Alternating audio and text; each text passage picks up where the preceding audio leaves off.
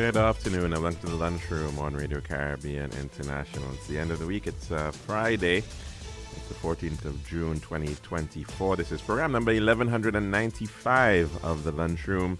I'm your host, Calix George Jr.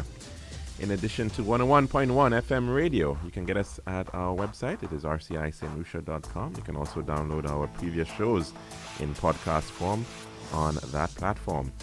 And if you also want to follow us, you can check out Facebook.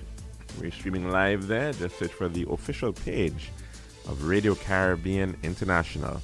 And please be sure to like and share that link as well with your friends and family. Now, today, you can call in to tell us what's on your plate. That number to do so is 452-3046. Again, 452-3046.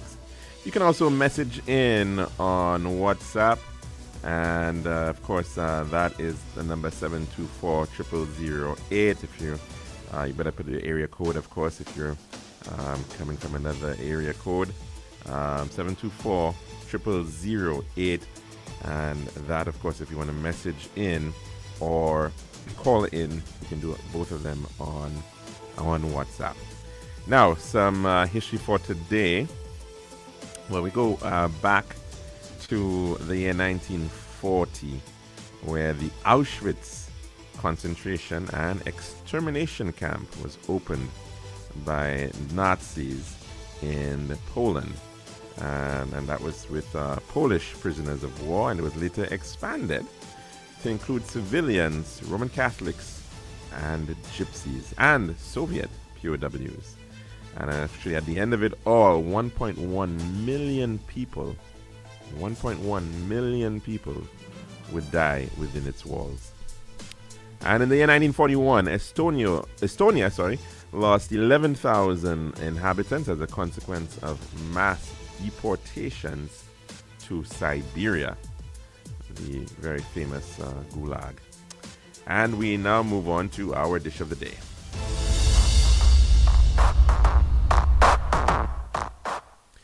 The Daily Dish is brought to you the kind compliments of our good friends at Tiles Plus.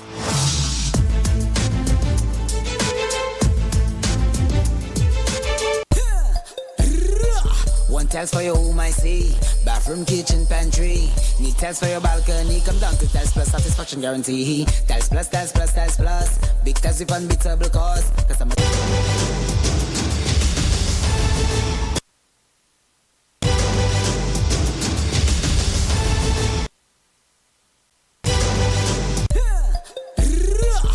Tiles for your home, I see. Bathroom, kitchen, pantry. Need tiles for your balcony. Come down to Tiles Plus, satisfaction guarantee. Tiles Plus, Tiles Plus, Tiles Plus. Big tiles with unbeatable cost. Customer service, A+. Need all kind of tiles. Come down to Tiles Plus. We also got gasway and vanity. Box, doors, you'll see.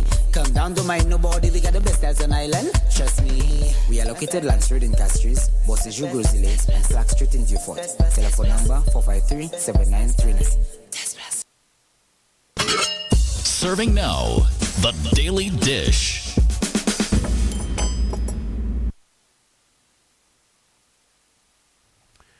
And welcome back to our program for today. I hope that you're having a very blessed day. Of course, it's the beginning of the weekend, and we're going to be seeing kicking off very soon, right here in St. Lucia, our leg of the ICC Men's Cricket T20 World Cup. And St. Lucia has been fortunate in that I think for the past 2 World Cups that have been held in the Caribbean, we've certainly been part of that, and we've continued to be a host country, a host venue for the World Cup. We can of course think back to 2007. And that was a significant moment because, of course, for a country that up until 2002 was actually not an international venue for cricket in the Caribbean. And, of course, matches would normally have headed to Kensington in Barbados or Queen's Park in Port of Spain in Trinidad and Tobago, or Border in Guyana, in Georgetown, in Sabina, in Kingston, Jamaica, or in the in our neck of the woods in the OECS, possibly also the Antigua Recreation Ground in St. John's, Antigua. And many of these grounds had very long histories in terms of cricket and the development of cricket in the Caribbean and the West Indies. And you can think in particular to the Mecca, Kensington in Barbados, and very interesting histories even in the case of Sabina, and the whole idea of who Sabina was is a very interesting story which we've shared here earlier on, and her struggles as well as an enslaved individual. And of course, those were the traditional grounds, but they developed in a very organic way, as with many cricket grounds over the years in many parts of the world, and a tremendous amount of investment had to be made to be able to bring them up to scratch. And at that time, excuse me, our primary cricket venue was that of the Mindu Phillip Park. And the Mindu Phillip Park was formerly known as Victoria Park. That park, in fact, was known as St. Lucia's first recreation ground, and it was established back in the year 1887, I believe, 1887, 1888. You'd of course may have also known that like the Victoria Hospital was established in 1887, and it was that Victorian era where Castries was experiencing a significant amount of growth and modernization, I suppose, for the time, because it was a major military coaling station. It had been designated as one of the two garrisons within the West Indies, which would have housed the West Indies Regiment, and as well it was seen as an important refueling point or coaling station. And so there was a significant amount of militarization and money being put into the economy as a result of the British military spending, and which was of course also and the whole coaling industry that came out of that as well, which was tied very heavily to this port operation at Castries. And so during that period of time, you got the institutions such as a proper hospital being built, a public hospital that is. The market was built in that same era, the 1890s. The new government house was built in 1894 up at the Morn. And of course, the Cathedral of the Immaculate Conception, which we still have today, was built within that same era of the 1880s, 1890s.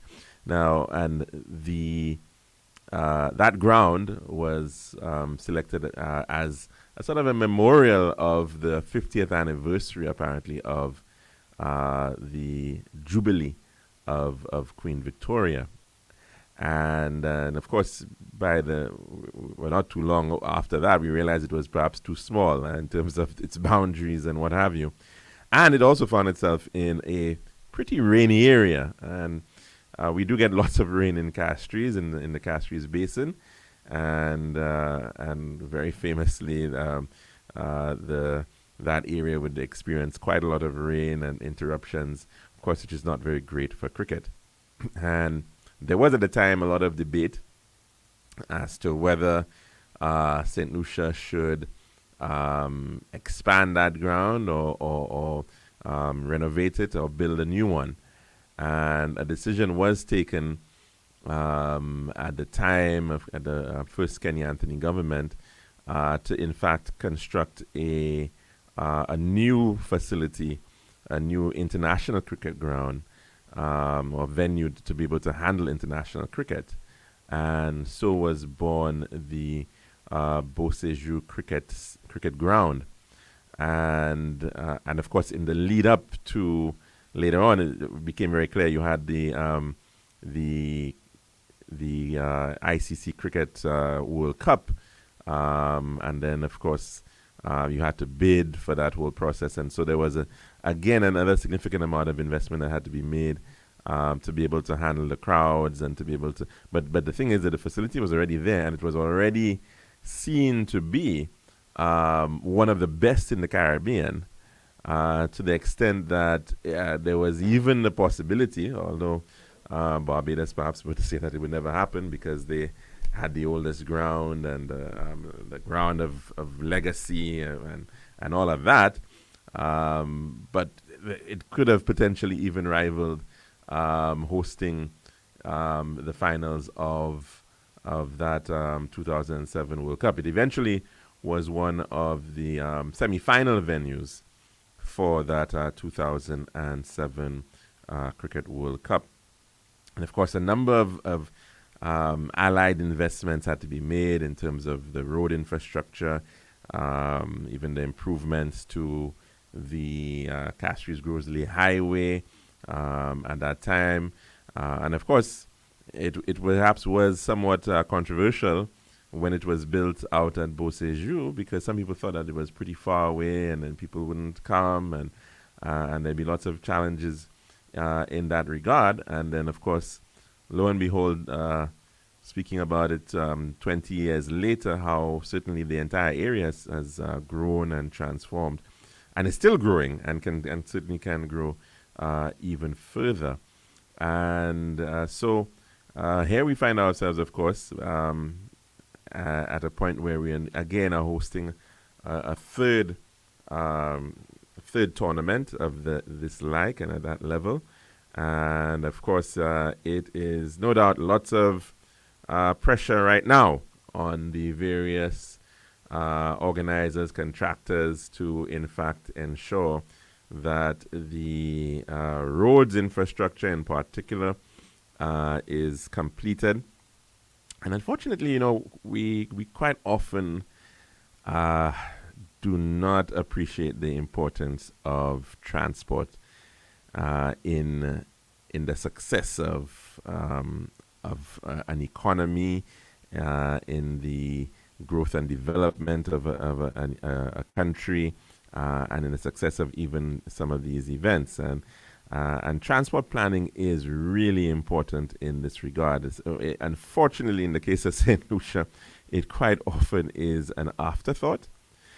And we've really perhaps not done sufficiently to be able to keep a pace of the overall development. In fact, sometimes you see, a road might just be paved, and they stick to the exact same right of way. The width of the road hasn't changed, but it's just paved. And then once you do that, what tends to happen is that you get a flurry of people coming in, and they end up, unfortunately, because of a lack of development controls, they end up building very close to the road, and you have unplanned development. And by the time now you get to the point where, oh, well, look at that, there's so many people inside of here now living in this area. Now we got to go and widen the road.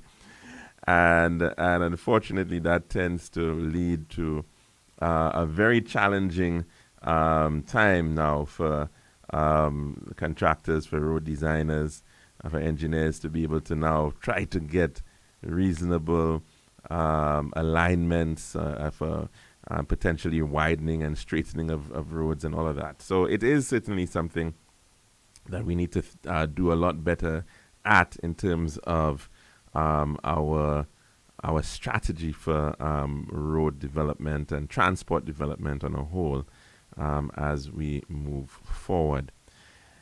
There was another program. I just want to touch on it. Of course, the issue of crime. Unfortunately, we witnessed another homicide, and this time coming from the Mabuya Valley. And a gentleman ended up getting killed, shot. Again, it appears another drive-by shooting execution style situation, and that happened in Grand Ravine, Dennery. And we are now, I believe, somewhere around 42 homicides for the year 2024.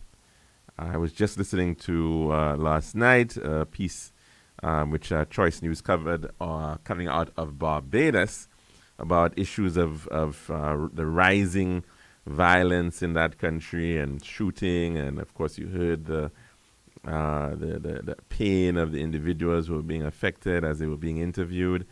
And the report said that Barbados is at 16 homicides for the year, which clearly would mean that we are almost 3 times that of Barbados in terms of homicides for the year 2024. And of course, we can also well appreciate that Barbados has about 1.6 times our population, and we are so we're much smaller in terms of population, and yet still we're almost 3 times. That is a very stark comparison that we definitely do need to make sometimes to point out that we are clearly not in a good place when it comes to that of crime and criminal activity. Earlier on, we did hear, as part of the conversation regarding the preparations for Carnival, I think we did hear from the Royal St. Lucia Police Force and some of the measures that they are putting in place for Carnival. And in fact, they were making the point of general measures that should benefit for Carnival overall. And a very important one is that of CCTV. A number of countries have invested very heavily in CCTV. And in some places, there's been some criticism about the use of CCTV. Some people suggest that it's a big brother approach. And of course, in some countries, like in China, famously, they have gone to a whole other extreme in terms of how much surveillance they've got. So they've got street level surveillance, and then that is also backed up even with other types of surveillance: aerial drone surveillance, satellite image surveillance, satellite surveillance. They're using quite a lot in terms of monitoring and protecting the safety of their citizens. Now, some people think it can be overbearing, and perhaps the issues of trusting of government and government institutions comes into play in this sort of situation. A lot of Chinese will tell you actually that they feel safer about it, and in some countries, as a good friend of mine made mention sometime, he said that the measure of a country is how safe women and children are in that country. And he was pointing out in the case of Taiwan, a mutual friend of ours was saying that women, you can be walking on the streets at 2 o'clock and 3 o'clock in the morning and feel perfectly safe. And I'm not sure if that is certainly the case of St. Lucia. And we certainly do have to do a lot more in terms of developing that sense of safety, developing this culture, of course, of respect. But in addition to that there is, in fact, the ability for somebody to step in and ensure that if something comes about. And CCTV is a very important aspect in terms of being able to achieve that, because the reality is we will never have enough policemen to have at every location around the country at every single time, right? That's the big challenge there. But with technology, with the ability of utilizing technology with CCTV that is also supported by the necessary software, by artificial intelligence, that's a game changer. That's a big, big game changer when it comes to the power of surveillance and monitoring and ensuring that people can, in fact, be safe in different locations. And so whereas you may need 100 police officers to patrol a particular region. With CCTV, you could very well have, multiple maybe hundreds of different camera points and points of monitoring. That is not to say that you still don't need police on the ground, police in moving about and ensuring that they can get to a location very quickly. You definitely do need that type of capability and the equipment. But it certainly does help if you can increase in the monitoring and surveillance capabilities in real time, so that you can, in fact, discourage, in the first instance, crime, but as well, if things do happen, be able to respond in a quick manner.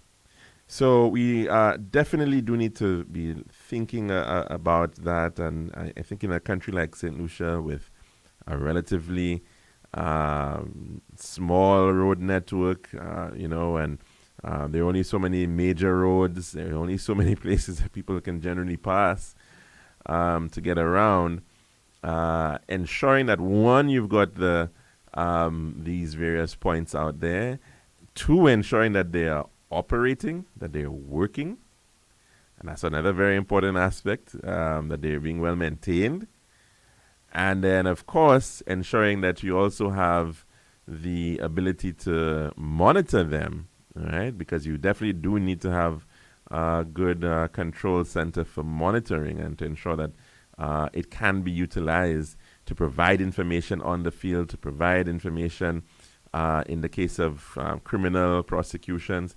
So the use of that technology is really important in terms of the work of the police, and I think ensuring that people also feel safer when they know, of course, that there are cameras about, there are people who are looking and can, in fact, maybe even step in if something goes wrong.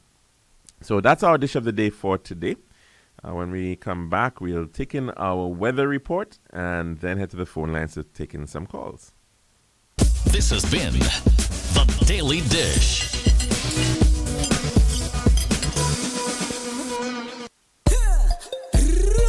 One tiles for your home, I see. Bathroom, kitchen, pantry. Need tiles for your balcony. Come down to Tiles Plus, satisfaction guarantee. Tiles Plus, Tiles Plus, Tiles Plus. Big tiles with unbeatable cost. Customer service, A plus. If all kind of tiles, come down to Tiles Plus. We also got gas and vanity. Box, doors, you'll see.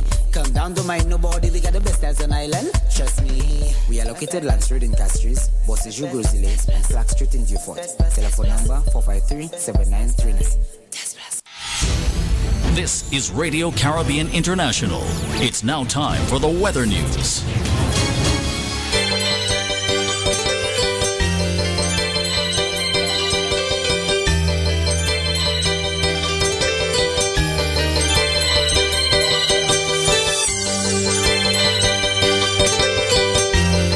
The latest weather report is as of noon today, 14th June 2024, and the forecaster is McLean Jabatis. Weather at Eunora Airport is fair.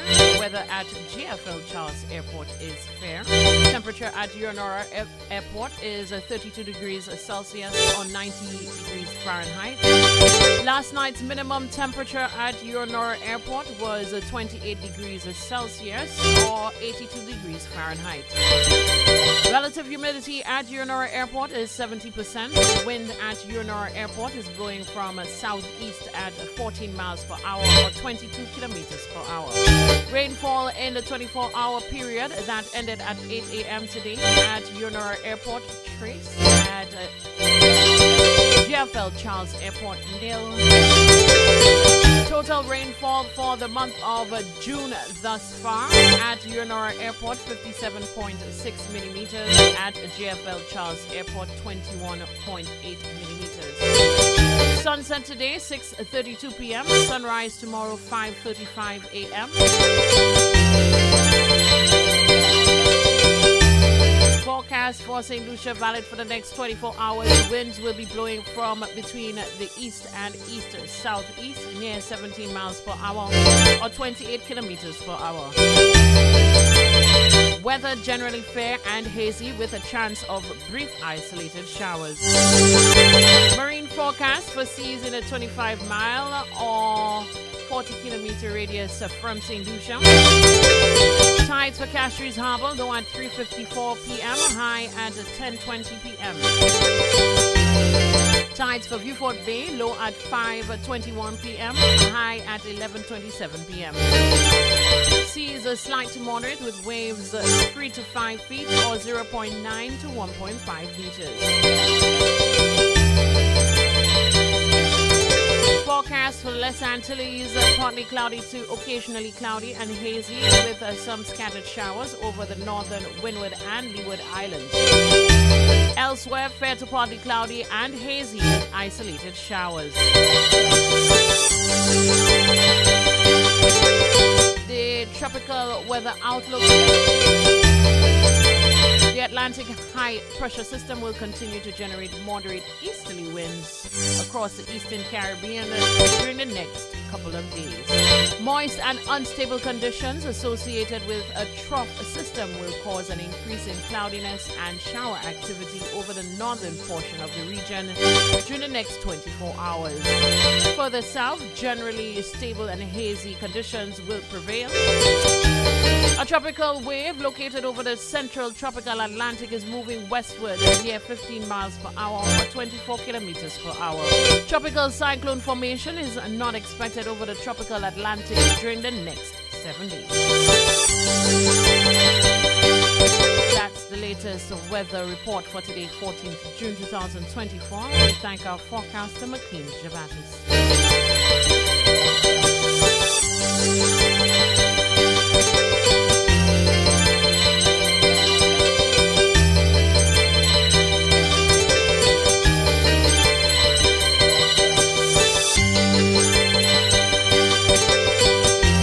This has been RCI's Weather News. For more information, call the Weather Hotline at 454-3452.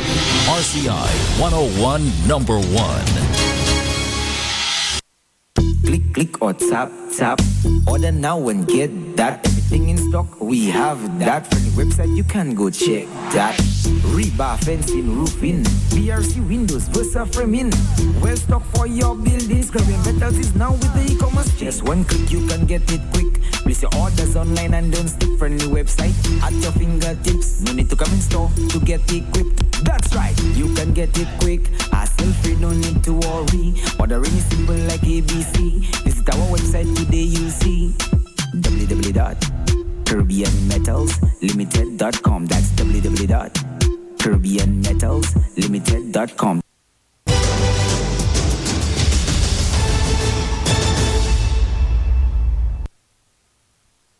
And welcome back to our program here at the Lunchroom on Radio Caribbean International. We're going to go about 26 minutes to go before the hour of 2 o'clock. The number to call in to tell us what's on your plate today, it is 452-3046. Again, 452-3046. Let's go to the phone lines at this time. Good afternoon and welcome to the Lunchroom. What's on your plate today? A lentils bouillon. A lentils bouillon. A split peas, a yellow split peas bouillon. Split peas bouillon. Okay, that's interesting. Yes. I'm not too familiar with a split peas bouillon, but I guess you could make a bouillon with any type of peas, right? Yellow split peas. It comes out like a soup. Yes. It's like a lot of peas. Okay, interesting. And I'm a very good cook. St. Lucia needs a national bouillon competition, That should be a very interesting one. Yeah. Well, you said 42. That's a bonus or what? I said it was 40 meters. I think we were at 41 after the end of the weekend. That would have been 40, I think. Sorry? I 41, 59, and this one in the valley is 40. No, from what I recall, the two double homicides brought us up to 41. I heard 41. Okay. Yeah, that was the last count I heard, and then this one would have brought us up to 42. So I mean, it might be give or take, plus or minus one or two, but it's still way too high though, They're too caller. high. But to whom much is given, much is expected. Because I understood that there are like a civic cameras along the roadsides from up north all the way down. I heard there's civic cameras in town. Mm-hmm. Last night, Deputy Police Commissioner Phillips said that I think yesterday, they received a whole lot of drones Mm-hmm. that they will be using during the season, Right. the cricket and the carnival season. Right. I had the 70 more policemen will be on the beat after the 20 vehicles, Mm-hmm. all of these things were given. The guys on the bike, 6 bikes, 5 bikes, 50 tablets. And 10 bikes I thought they got. There was ATVs as well in the mix. I think about 4 or 5 ATVs, a coach as well. They got a lot of equipment. and it which brought it up to 60. But are they out there on the street with the bikes and those things too? Well, we don't know. I'm not. I mean, I assume that I'm not sure how they deploy the equipment at all. But I would say though that I think there are some departments that definitely need some beefing up in terms of their staff complement, and traffic is one of them. Yeah, definitely. Yes, because I mean, if you are going to get all of these things and they're going to put an extra 70, people would expect to see a lot more being done, a lot more police on the beat, a lot more police in the city, all around Shrewsbury Road and all these places. But then you see, caller, what we don't know sometimes is the overall figures, and that's why it's important, I think, for institutions like the police. They got to report on crime, yes, but they also need to report on their resources, right, and how they're utilizing those resources, right, and that should be part of their annual reporting. So give an indication, well, you know, this is our current, we started the year off with, say for argument's sake, 1,200 police officers. We're ending the year as a result of recruitment, and we have attrition. We lost so many officers due to retirement, so many who left the force, who resigned and moved on to other things, right? So you got to give a sense as to, what you're working with. They gave somebody, I don't know if it's exactly, but somebody gave a report, Yeah. Well, how many have left, how many are going to retirement, all of these things. Because that tends to be a big issue. I remember that a lot of police retire relatively early because, I mean, the nature of the job. So a lot of them will not be going up to the age of 55. They may start off in their early 20s, and they may give 20 years of service, and they move on. Or some of them even give less than that. So you do have to be replenishing. You do have to be training on a regular basis. All right? But to me, the state is not your age, it's the amount of the years that you serve. Sorry, I didn't. What about the United States? I don't think it's about it have to do with age, but it's the amount of years that you serve. I got the impression that it's a similar arrangement here as well. That I think you can retire after a certain number of years of service, and yeah. I need to ask you a question. Did Mr. Martinez being a producer? Was it a little movie he came to make down here? Oh, I have no idea, caller. I have no idea. I don't even know very much about Mr. Martinez. We're speaking about Philippe Martinez and this whole is it MSR? Yeah, because MSR I Media. Googled and I got a lot of some information on him about all the different things. Even a part where they even put have that he's actually from France and actually into fraud and all of those things, and all that is there on Google. But he retired and moved over to Nevis. If you Google, you get all that information on him. I said, if it's because both of his interviews with Lisa, you listen to it. Caller, I'm not sure if it's on our side, but you're very faint, I find. Hello? His interviews, I listened to. By the second interview, he had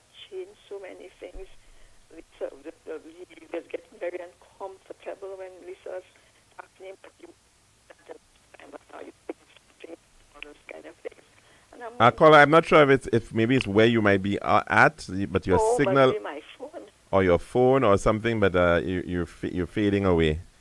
Okay, it must be my phone. You're sounding Right, much better now. yes, I know. In his first interview, he said one thing. Second interview, you heard him saying something else to the point of saying that, telling the minister, I heard you're going to have address the nation, so that I think it would be best if you see me before you address the nation. And I did see the minister did come out the way and actually address the nation for a full. I listened from the beginning to the end. Mm-hmm. So I was expecting after the minister did not address that Mr. Martinez would come with part 3, because from what he said he had recordings and all sorts of things. Mm-hmm. So I'm saying, was that just tactics and all of those things? Because when I listened attentively, Mr. Martinez had nothing to send or anything that went on. All about he and Galaxy and all of those problems. Mm-hmm. So why then he wanted to include the country to the point of, through all these problems, and I'm listening to even the opposition leader talking about those things and saying that, what we're about to face with the banks and people not be able to, visitors not being able to use their credit cards and all these kind of things, which at the time was sounding a little frightening because you're wondering what is happening. Mm-hmm. And I'm saying all of those things just turn out to be just a whole lot of games being played in the name of politics. I say, why do people have to go do those kind of things? Because at the end of the day, I'm hearing that since in 2018, Galaxy came to the picture.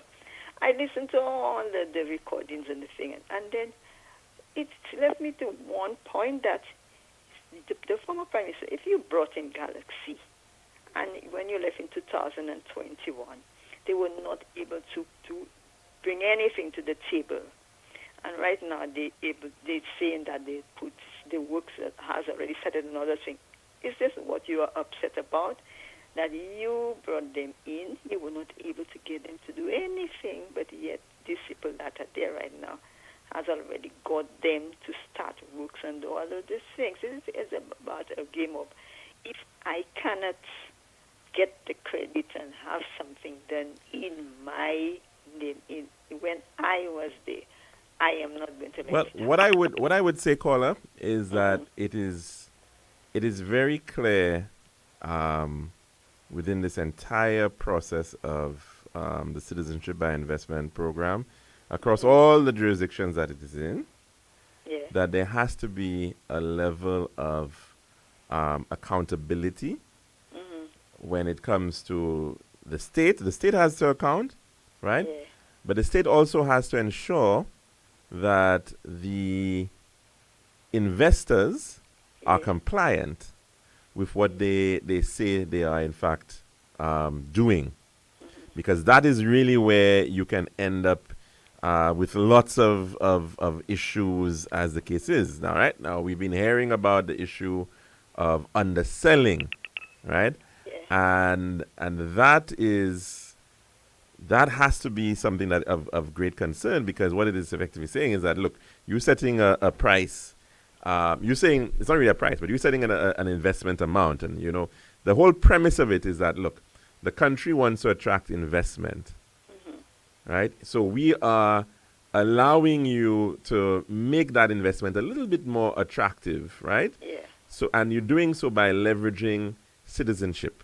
Because the reality is that around the world, there are some people who actually want to have a second citizenship. Very well. So we are going to be making an investment in a company, right? And some project that has been identified, right, of X amount of dollars. But that money has to be accounted for, right? And that money is, and that's where this whole issue of escrow accounts comes in. Now, escrow account is an account which is really where that investment money, I want to get citizenship. I'm putting in, say, $200,000 into to pay for that, right? And on the basis of that, I'm getting a passport from the state, right? So you're getting something from the state, So the The money has beneficiary is actually the company, yeah? The third party. Mm-hmm. But the state is saying we want to, and the state has to say we want to ensure that that money that you are receiving, you are using it for the purpose to which it has been raised for, Yes. which is for that investment. And so that is why it goes into escrow, and it should therefore mean that the state's representative, whether it's the CIP in this instance, right, has to be doing the necessary checks and accounting Yes. of these escrow accounts. Now, it becomes even more complicated when the escrow you're now hearing is in another country, Yes.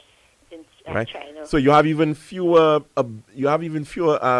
checks and controls that you can leverage in that kind of situation, right? Because it's not within your jurisdiction. And why was it allowed to go into China? Why was it allowed? If you had done your checks and balances, you would not have allowed those people to have it in China and then to play like you know nothing about it now. Yes, but in addition to that, you also have to be very clear about the financial plan of that of the investment. If you're saying the investment requires $100 million US, for argument's sake, right? And you're going to be raising, normally you are not going to be allowed to raise all of that from CIP proceeds, right? From investments through CIP. You've got to say, well, what are you coming with, right? So the investor has to be able to have some skin in the game. He's got to be able to show that, look, well, I have, I'm liquid. I have so much in terms of my own funds. I have property which I've already purchased in the country, whatever it is. So you got to come with something, and you may have to take loans as well.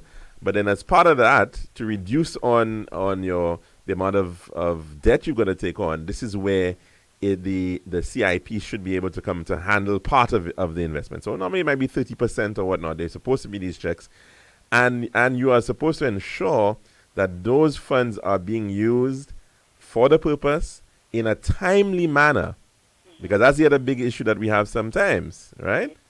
The monies, or you may have a situation where a company says, "Oh, we're going to be building a 5-star hotel," and they'll come in and they'll buy the property, and they'll take their cool time. Is it 2018 you all have been here? And it's only right now you all is really starting. And then what I have... It's not finished, It's not finished yet, But it's just that what was being said was that the company only eventually started on the project, I think, in 2023. I think that was we heard. I mean, now, mind you, there may have been other issues at play in terms of the project. And that's another thing that we perhaps don't always appreciate, that you have safeguards that you've got to meet. You've got to get your approvals in place. So quite often we hear, oh, this project is on, and you hear a politician come and say this is happening. And but the reality is sometimes, has the project gone through its necessary phases in terms of environmental and social impact assessment? Has it been approved? Has it gotten the blessings of various stakeholders? So all of that takes time. And so that, I think, was part of maybe the challenge with respect to the Galaxy project as well. Yeah, because I listened to the minister explain why they had not started, because they said they had sufficient whatever it is, and there's nothing done except the police for them. But what I want to say, if you, somebody brought the people in, you did your checks and balances, even when you were told there was a little problem in St. Kitts, you said you sent people up there to do the checks and balances, and they were fine. Everything was good. Everything was good. So where now the same people that was great, everything was good, which are actually, why now you have a problem with them and said that the work should be stopped? Well, things can change, caller. Let's not think that it's the behavior of an investor in year 1 might still be the behavior of the investor in year 5, right? So sometimes you may get a situation where maybe they figure they can do certain things now, or they could get away with certain things. You never know. I mean, there was a very interesting statement that the the Minister for Investment made at one of the sawturning ceremonies for this project at Mount Pima, and he was commending the developer, and basically saying that he's that developer is almost like an outlier by virtue of the fact that they actually agreed with all the various changes and amendments that the government was asking for, right? And he was almost suggesting that developers, investors are almost always looking to see whether they can get more, right?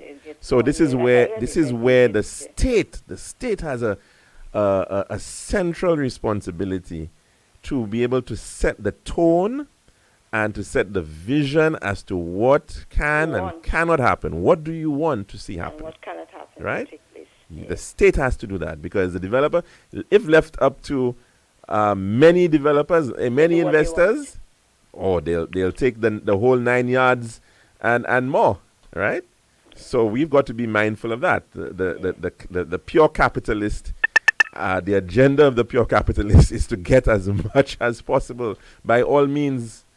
And so therefore the state has to play that role to ensure, to protect the interest of other common goods, whether it's the environment, whether it's the society. Sorry? And see what you can get out of it. And what you are getting out for your people. Exactly. Yes, exactly. That's what I'm saying.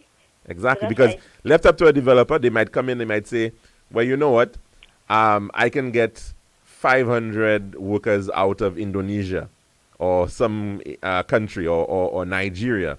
So I will bring in all my workforce from outside, right? Because that's the cheapest I can do it. If it is left up to a developer, they will tend to, I'm not saying all developers are like this, right? But many developers, they will look to see how they can maximize profit. That is the point of a lot of investors.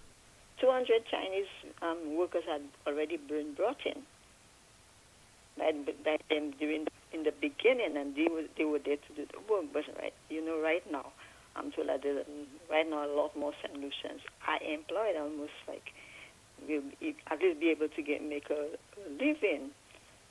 Because by the time you are developing, bringing your own people, own people. Come on, what is it the country getting in return for all of that? So that's why when I listened to that whole thing, I finally said it was just a game that was being played there to make St. Lucia look bad, to really make St. Lucia look like a place where there was no integrity, there were no checks and balances, there were nothing.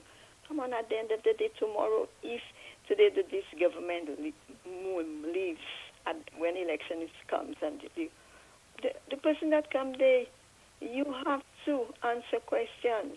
That's what people don't realize when you try to mess up things and make it look bad.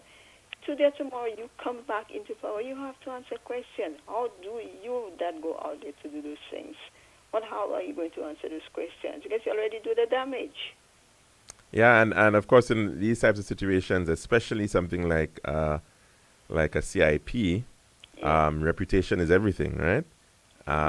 If you're not, and the way the entire world is going right now, look at the situation in Europe. We have a European Parliament that has shifted more to the right, the extreme right.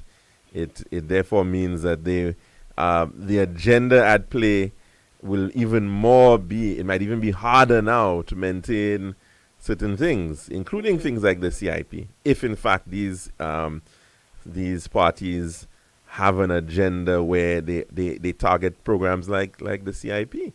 So we've got to be very, very, very mindful about the situation. And of course, even from the perspective of competition, right, within the marketplace, individuals who are looking to make an investment to get a citizenship, they're going to be very concerned about a lot of the noise. They're going to be concerned about the program. They want to know that what they're getting is above board, and that's really, really important. And once you put these things out there, whether it's true or not, once you put it to play on people's mind, especially when you have people from your country served that are supposed to be high officials, high people that were there that know, and they too are backing you up in those kind of things. it doesn't do any good for the country. Well, It doesn't do it is very important that again, caller, like I said, that in a program like that, it has always been the issue from the start. People have always had the issue of how do we know that there is a proper accounting of the funds. Now, it's one thing to say now, and this tends to be sometimes what happens to it. Let's not be naive about it. The government may say that, look, this is what we've raised, right? And they may actually come out and give you a good sense of what is raised. But these are government receipts. These are government funds that are coming in. Yeah. And that's good. Now, of course, it's even better when they can then say, well, this is how much money was disbursed from the National Economic Fund, and this is what they went to do.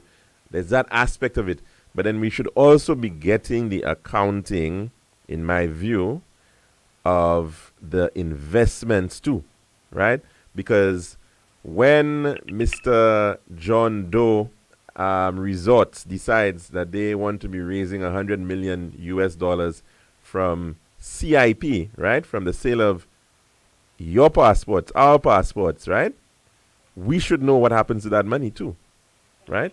So the whole issue of those escrow accounts is very, very, very, very important too. There has to be, in my opinion, there has to be accountability when it comes to that matter as well. Why was it allowed to have an escrow account out of the country, the island? Well, caller, a lot of these questions, we're being told that there's going to be a review by an international third party audit of the. And in an interview when they asked the CIP, and I think that's it's quite timely. And in an interview when they asked the former Prime Minister about that thing in China, he just said, ask Mr. Nestor Alfred. He just simply said, ask Mr. Nestor Alfred when they asked about the escrow account in China. He just said, ask him. Yeah, well, I think, the Minister for Investment, I think at the time, well, he was the Minister for Investment, I believe, but the Minister for CIP.